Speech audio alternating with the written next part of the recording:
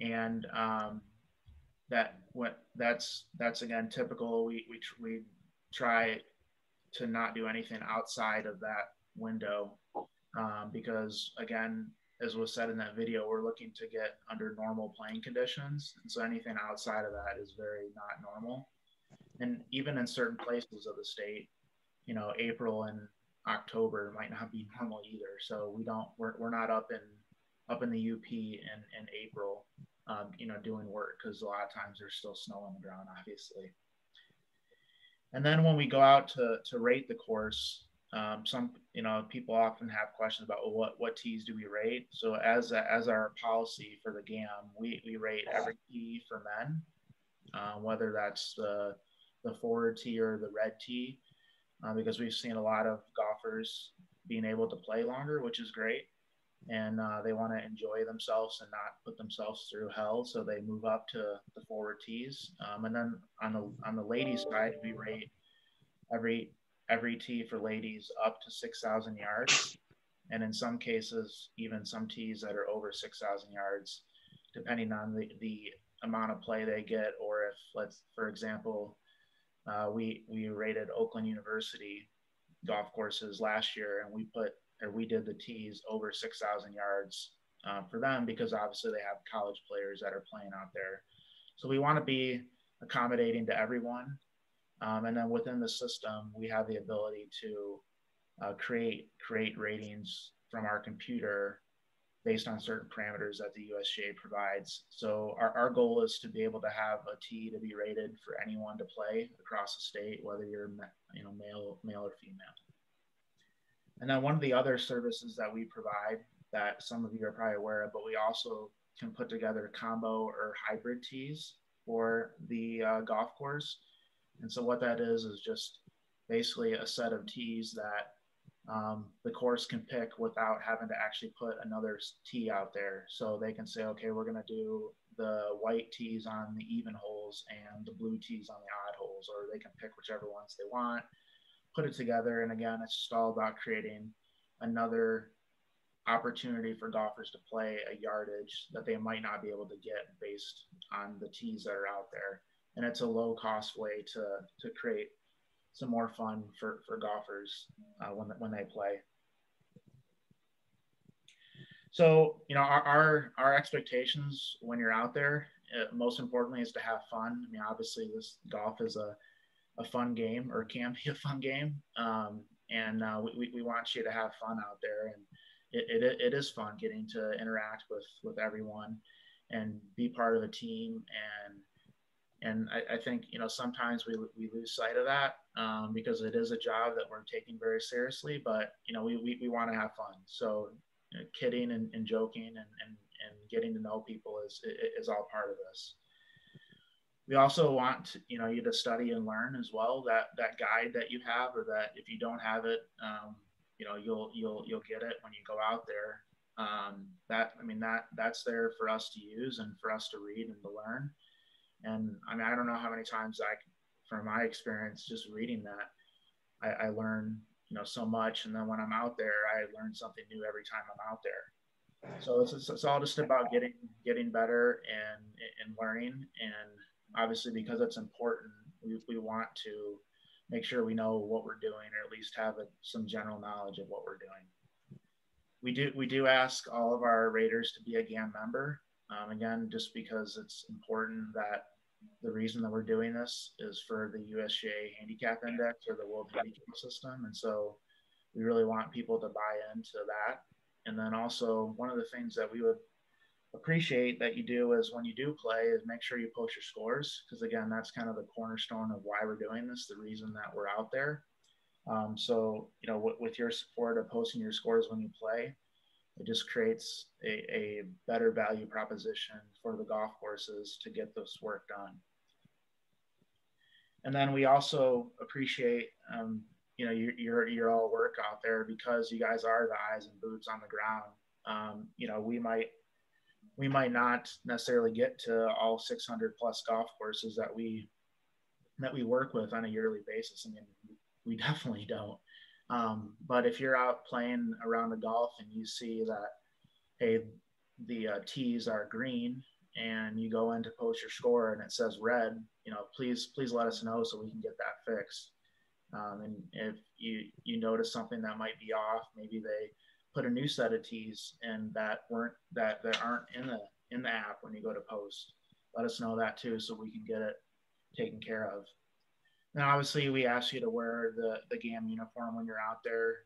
For those of you that have not done this before, there's a spot on the website, the volunteer website, to go in and buy some stuff. We don't ask you to buy everything, but just, you know, something, a shirt, so that you can have something to wear when you're out there and help represent the GAM. And then obviously always, I mean, we want you to provide feedback to us if there's things that we can do better, if there are, you know, things or ideas that you have on making it more enjoyable or better training, let us know. We want to hear it.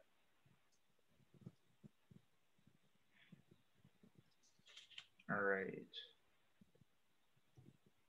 So for training, we're gonna be making a little bit more effort this week to do some training, and we're gonna do, hopefully, well, the plan is to do some weekly trainings every Thursday from now until the end of March, and just kind of cover some topics that might be a little hard to understand, or items that people want to cover. So I'm going to turn it over to Theodore really quick.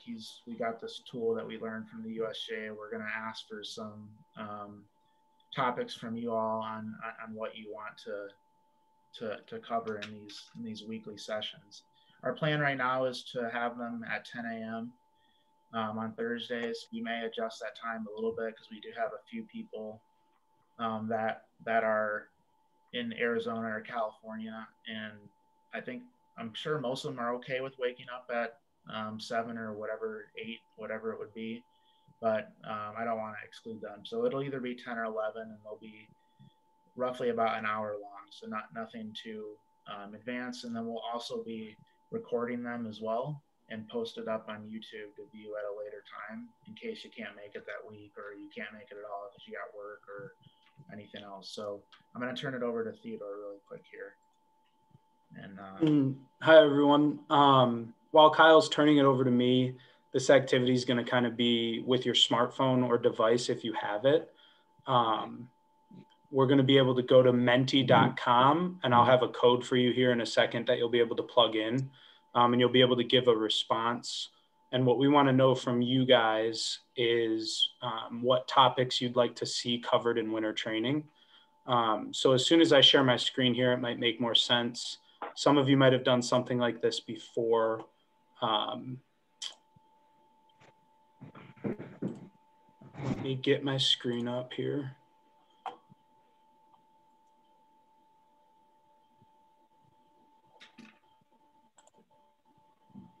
All right, so I believe you guys can see the screen. Is that correct, Kyle? Can you see the slide there?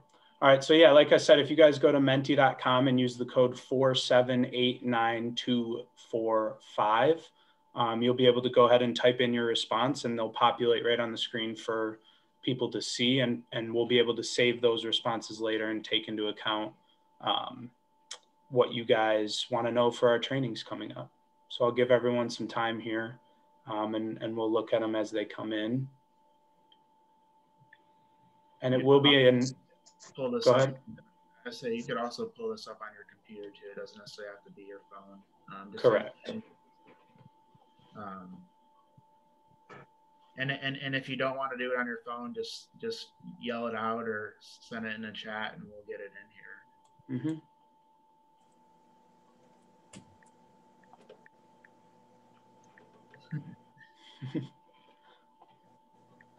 Can you repeat the code?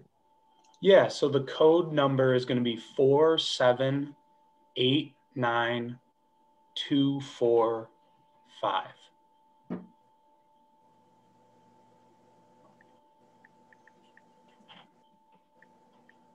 Also, would you have the username? The URL is menti.com, and I don't believe you're going to need a username. It'll bring you right to where you're going to plug in a code, which will be 4789245 on the screen here. And then from there, it's not. For some reason, that it says not secure, and it asks for a username and a code. Interesting. I haven't seen a username. It didn't ask that. Maybe try. Didn't ask that for me either. It worked fine. Maybe try rebooting the URL and try to go to menti.com again and see if it kind of resets it. We'll try a different phone. Okay. There were like two choices. There was the regular, but there was also like a join a presentation. Right.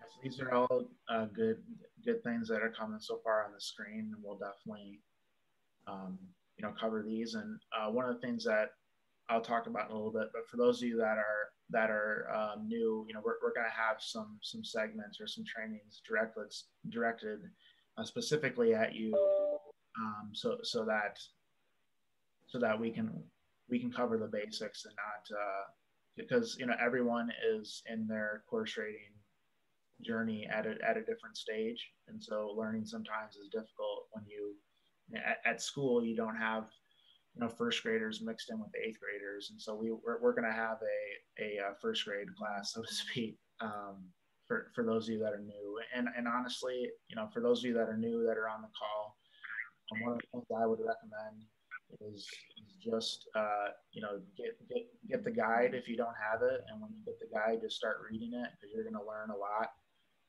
from just reading that. And then when you go out there and do the work, you'll pick up little things every single time you go out there.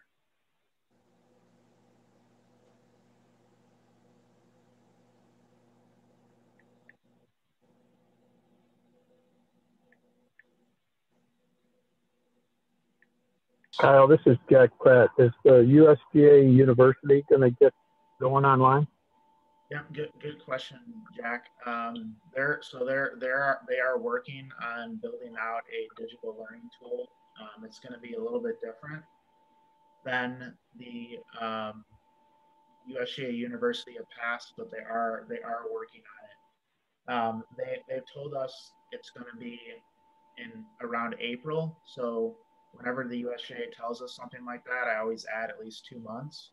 So I'm guessing that it'll probably come sometime over the summer. But as soon as it's available, we'll definitely send it out to everyone.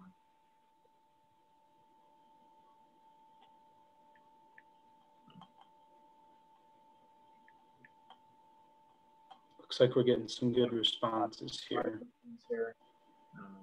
Those P minuses, those are challenging. We get a lot of questions about that, and a lot of ASL or approach shot length adjusts for crossings. That's definitely important as well. So.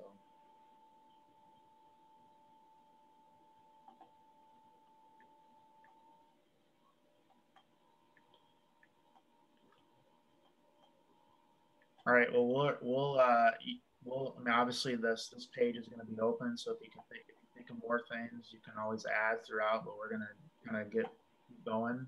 But appreciate everyone and their feedback for this. There's a lot of good things for us to cover. I'm gonna hand it back over to Kyle. But if you write down that code there, this will stay live. So if you do have something you want to get into us, feel free to put it in. Thanks for participating. That went really well. Let me give it back over to Kyle here.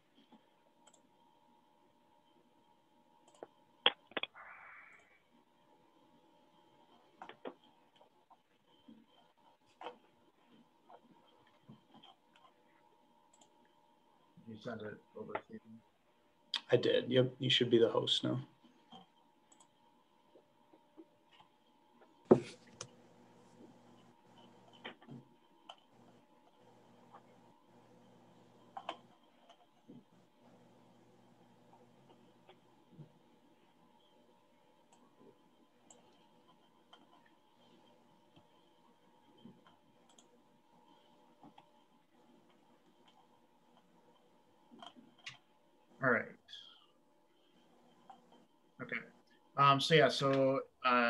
We kind of talked about this as well, but as part of the training, obviously we'll be doing some of these winter topics, but we don't stop training once the end of March hits. We will keep training, and a lot of the good training that we do, and a lot of the people on the call have done for years, is that on the job type training, and I think that's always kind of the best way to learn. But what we ask, and I think what we found is that the people that have spent a little bit of time learning ahead of time can come out and they are much more effective when they get started. So I guess what we ask for those of you that are new, when you do come out for that first time on the course, make sure you do a little bit of reading before, so you have some basic knowledge, because otherwise it gets really challenging to pick up on things, because you're in way over your head. And then I guess I'll caveat this, and one of our former leaders used to always say this. I mean, course rating is not rocket science. Luckily for us, it's fairly. I'm not going to say it's simple, but it's not super complicated. So anyone can learn it. It does take some time to read through it and learn it. And then if you ever need some individual help, feel free to let us know, or let one of the course rating captains know, and they he or she would be definitely willing to help you out. Because we have to balance a couple things when we're out there on the golf course, and that we want to obviously train people and get people better, but we also have to worry about the product being good and not taking the most advanced people away from the actual work that needs to be done. So we want to definitely keep training, and we'll always keep training. And we'll do as much as we can to get you up to speed. And like I said, we'll be doing some new rater training. So if you're new, we'll have some dedicated sessions for that. And then to Jack's question that was asked earlier, the USGA is working on some digital learning tools, as well as some possible virtual trainings where we can go through a whole and kind of go through the process. And we're going to do that as well. Lori, who's one of our captains, she did some of that last year, and it worked really well. So we're going to try to copy her and help her, and use that tool as a way to get people up to speed. Because if you haven't been on Google Earth, you can pretty much see, most of a golf course, and get a very detailed view of what we're doing.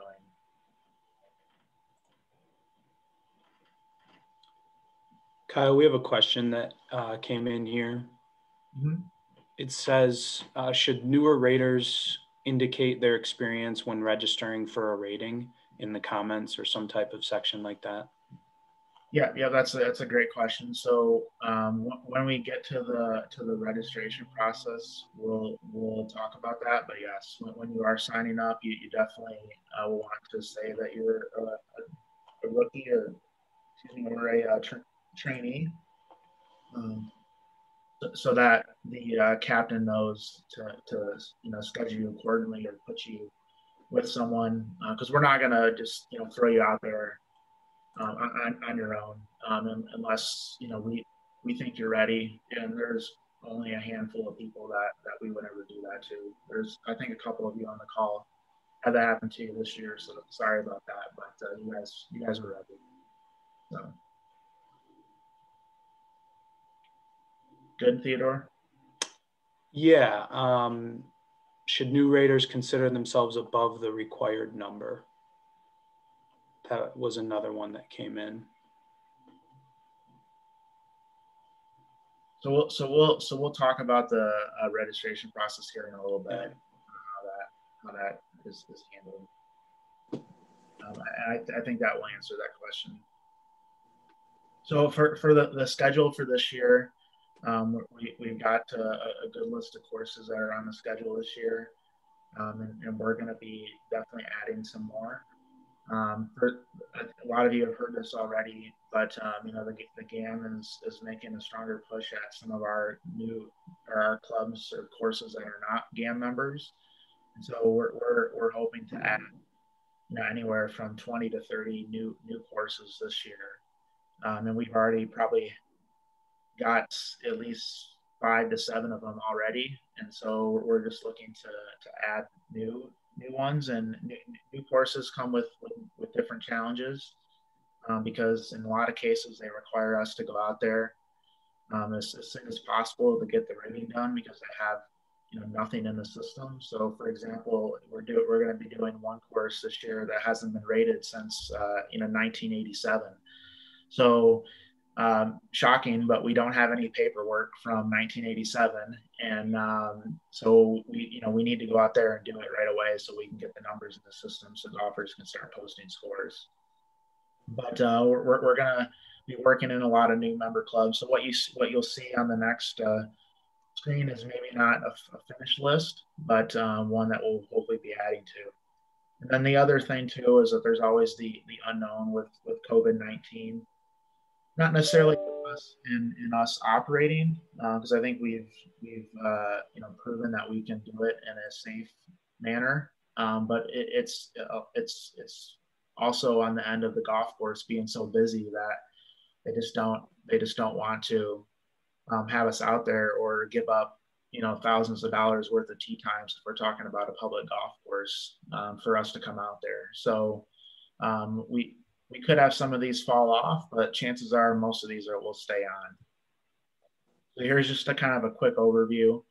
And when we do have our registration system up, so typically we start scheduling in early March and try to have as much of it finished up as we can by April. And obviously it's gonna vary based on region, because a lot of courses in the northern part of the state don't get back in town until April, so those might be a little bit delayed. And then we also have to be cognizant about weather as well, because we want to make sure that we don't schedule when there's snow on the ground, although we've had that happen before, and we've had to reschedule. So there's a lot of things that kind of go into into the scheduling process. But here's kind of a list. And when raters do sign up, you know, raters can sign up for anyone that they want. It doesn't necessarily mean that they'll get assigned to whatever course they want. But you know, if you live in Gaylord and you want to come down to, you know, Southwest Michigan and do a rate, you know, you can definitely do that. However, we do give preference to local raters when there is an abundance of people. And then you can see that, you know, some of these courses, so, you know, throw out Oakland Hills in the redesign of the South course, you know, that's one that obviously is not going to be open to everyone. It's going to be reserved for our people that have been doing this for tens of years or multiple years. So, you know, every course is a little bit different in terms of how we fill it up, but as a rater yourself, you know, you're able to sign up for any of them once they're scheduled.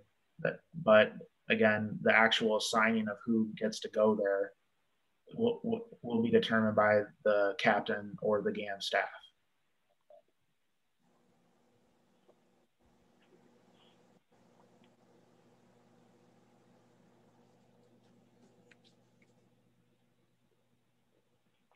All right, and then so I guess I'll just keep this up just so people can see it. And then you can see, like, if you're, I'll throw out an example. If you live near Jackson or want to travel to Jackson, you'll have plenty of opportunities to rate this year. We have like 4 courses in Jackson, so I'll throw that one out there as an area where we're definitely going to need some help.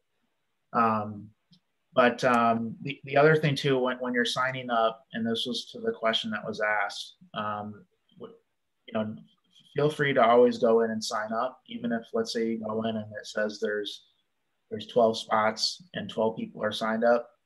Feel free to go ahead and sign up, because until it says it's full, it doesn't necessarily mean it's full, because you might have rookies or you might have people that have to back out, and it's not necessarily a time race to sign up. obviously, we will send out email or some communication once the schedule is up there or once new ones are added. But we're not necessarily just going to make it a first come first serve. It's going to, again, like we said, it's going to be based on where you live. There's also some component of making sure we have enough qualified people there.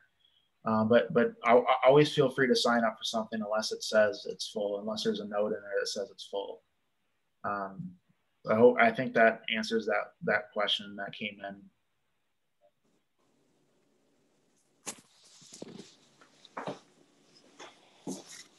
All right, so that's really all we had to really talk about today. Again, it was just kind of a quick intro to the season. So I guess now, just if anyone wants to ask any questions or stick around and talk to people or make a few jokes or whatever, or obviously you're free to go, but we appreciate you jumping on today, and we'll look forward to doing more of these, and we'll look forward to seeing you all out in the course in a few months. Well, 4 months probably. Hey Kyle, I have a question. Sure. Kyle, I ran into someone who's interested in becoming a rater. What's the best way to get them involved? Who should they contact? Yeah, that's a great question. So they can contact either myself or Theodore, and we'll get them into the system.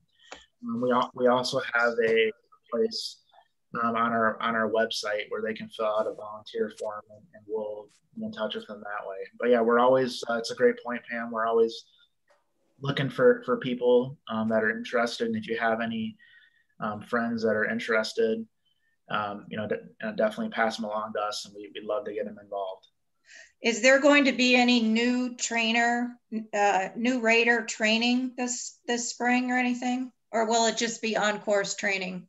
Yeah, so we're definitely going to do some new rater training. In terms of what that looks like, that will kind of be COVID dependent. But we'll definitely do some online training for new people, and we're planning to do some on-course new rater training as well.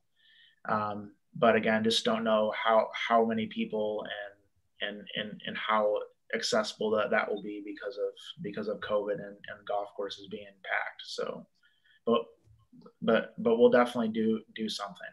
Okay, thank you. Mm-hmm. Kyle, I have a question on stroke index allocation.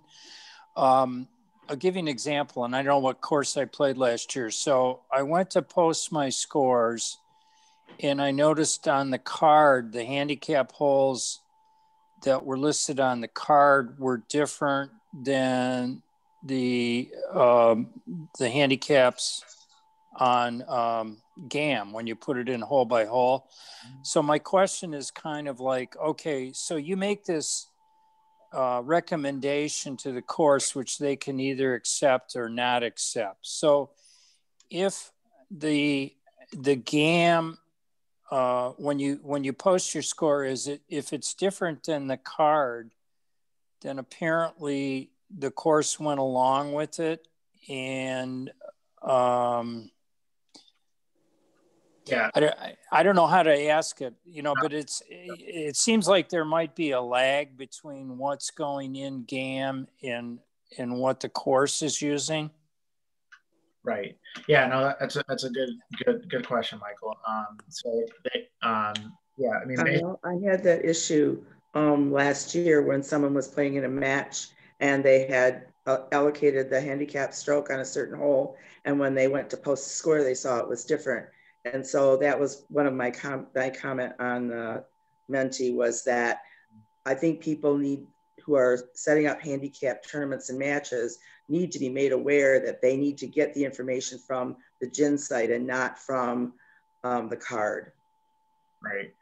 Yeah. So it's something that we've been working on with golf courses, starting last year, and honestly we'll be working on the end of this year. And a lot of it is, some of it could be that the courses agreed to it. but they're passing out cards that are older just because they don't want to throw away 3,000 cards. Some of it could be that we just never heard back from the golf course, so we had to have something in the system, and so we kept what the recommendation was. But our goal is to have those situations go away. But with the understanding that it's going to take a little bit of time, just with the 600 courses and everyone being busy and maybe not necessarily getting back to us in a timely manner. But we're hoping to get rid of that. But at the end of the day, what you should go off of, like Patty said, is go off what's in the system.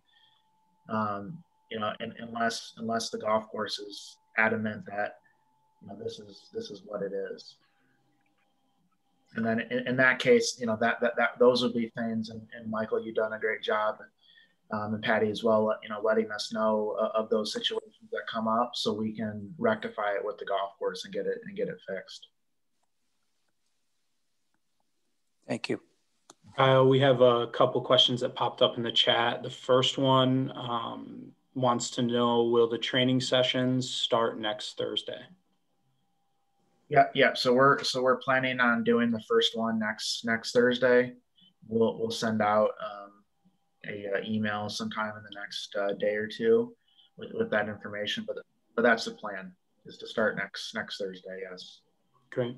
And then we have another one that asks, many of the courses to be rated last year excluded trainees. Is that what is likely to occur this year, or was that primarily a COVID concern? Yeah, that's a good question. That was definitely primarily a COVID concern, and really that was a lot of it. That was at the very beginning of the year when we didn't quite really understand, everything around the virus. But now, based on what we've did in the end of the season, we found a way to make it work in a safe way. So we don't envision that going into this year. However, we can't go to a golf course and say, hey, we're going to bring eight trainees with us, because then our group that we're bringing is so large, and golf courses necessarily can't accommodate that. So there's always going to be limited trainees just in general, but we're hoping that it's going to be back to pre-2020 levels this season. No further questions from the chat right now. So, Kyle, one thing I was thinking of, maybe for consideration, maybe you can have some scheduling of trainees with somebody that will drive around and explain things, but that person, the experienced rater, won't really be in the mix for the actual rating. And then they can spend more time with the trainees, showing them everything that they need to do. Yeah, no, that's a great suggestion, and we definitely do that when we can. But yeah, that's a great idea.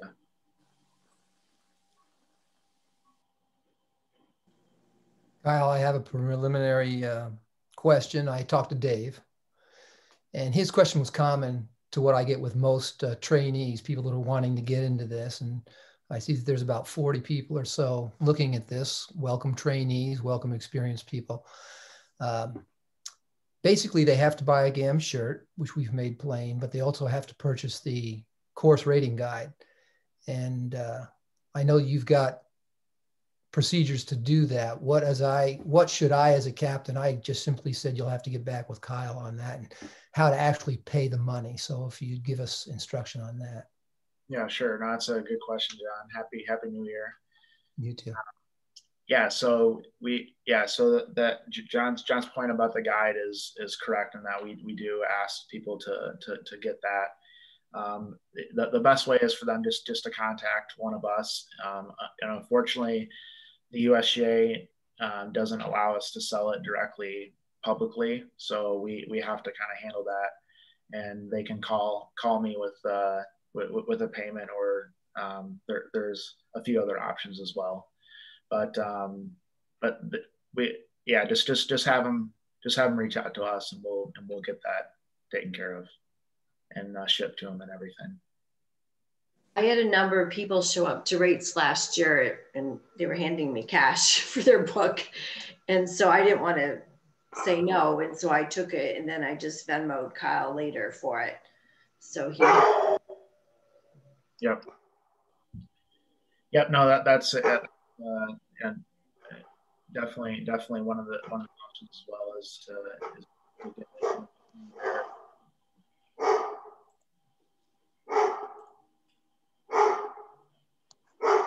Somebody wants a treat. All right. We do have another question from the chat, Kyle. Just wondering if the training sessions will be recorded. I believe they will be. They're traveling next week and they won't be able to attend, but they don't want to miss.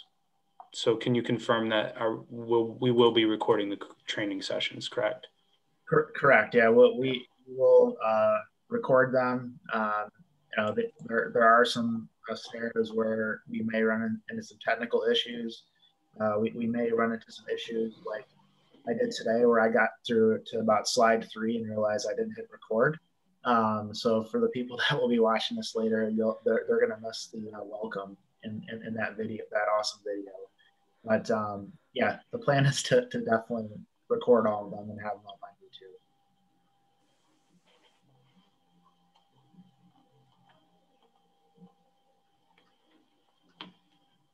All right. Well, we'll stay on the line if anyone has any questions. But really appreciate everyone taking some time to join us. We're really looking forward to this season and getting out there and doing some great things for our golf courses and golfers in Michigan. So have a great rest of your day. And like I said, we'll stay on if anyone has any other questions. Thanks. Thanks, everyone. Kyle and Theo. Yeah, Lori.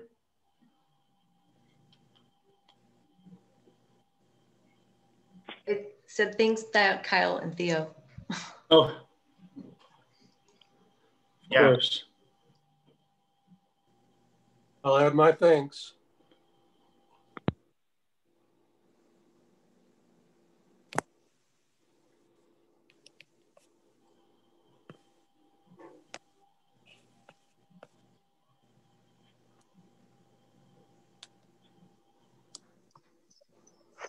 Hey, thank you, Kyle. Yeah, no problem, Dee. Good. Thanks for joining us. Yeah, it's good seeing everybody, and I can't wait for us to get together. All right. Okay. Tell Marv I said hi. Oh, he's here also. Good. And I'm still going to be joking with him all next year, the next time I see him. So I hope so. He really enjoys that. And maybe we'll make him have a little bit of a sense of humor. Theodore, I don't think you know Marv, do you?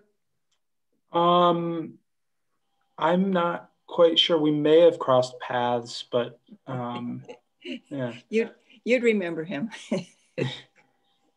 Okay, we'll see you next week. Oh, hey, Kyle. I sent a name to Connie and Mike Brady. I don't know. Does that come to you? Yeah. Connie sent it over. So I think I sent a message over to Dale. I think his name was, right? Dale. Yes. So he was invited to this meeting today. I'll have to look and see, because I don't know if he was a GAM member. I doubt that he is. But yeah, we did reach out to him. Okay, good. All right. Hopefully he'll be there next week. All right. Okay, till then. Bye-bye. Hey, Kyle and Theodore, I have an off-subject question. Last year, GAM mentioned they were going to do adjustments to handicap for weather. So how did that go, and what percentage of 1% would that impact your score? Yeah, so that weather adjustment is what they call the playing conditions calculation, or PCC for short. And that can be weather related. It can also be tee placement related, hole location related, but basically that adjustment is very minimal. And can you put a percentage on it? You know, so, fraction of a percent? Yeah, across the country, there were, I believe, less than 2% of rounds that were impacted by that. In Michigan, we don't have the exact numbers, but it's very, very close to that. And okay. Yeah, and we would imagine that that number will, some of that too was not necessarily 100. We weren't really sure because early on in the season, people were playing golf a lot different because of COVID, raised cups and things like that. So the USGA thinks that some of that might even be inflated because of it, and that the actual number long term will be much smaller than that. Okay, thanks.